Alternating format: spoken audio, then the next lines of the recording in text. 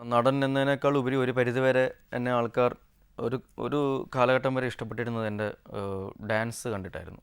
നൃത്തം, പ്രത്യേകിച്ച് സിനിമാറ്റിക് ഡാൻസുകളിൽ ഒരുപാട് നല്ല സിനിമകളിൽ ഒരുപാട് നല്ല ഗാനങ്ങളിൽ ഇതേപോലെ ഡാൻസ് ചെയ്യാനായിട്ടുള്ളൊരു ഭാഗ്യം എനിക്ക് ലഭിച്ചിട്ടുണ്ട്.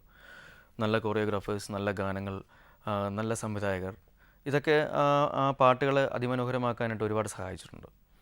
എനിക്കൊന്ന് ഞാൻ ഇതുവരെ ചെയ്തിട്ടുള്ള സിനിമകളിൽ ഏറ്റവും ഫാസ്റ്റായിട്ട് വളരെ എനർജി ആയിട്ട് കൊറിയോഗ്രഫി വൈസ് ഞാൻ ഏറ്റവും ബുദ്ധിമുട്ടി ചെയ്തിട്ടുള്ളൊരു പാട്ടെന്ന് പറയുന്നത് കല്യാണരാമനിലെ കൈ തുടി താളം തട്ടി എന്ന് പറയുന്ന ഗാനമാണ്.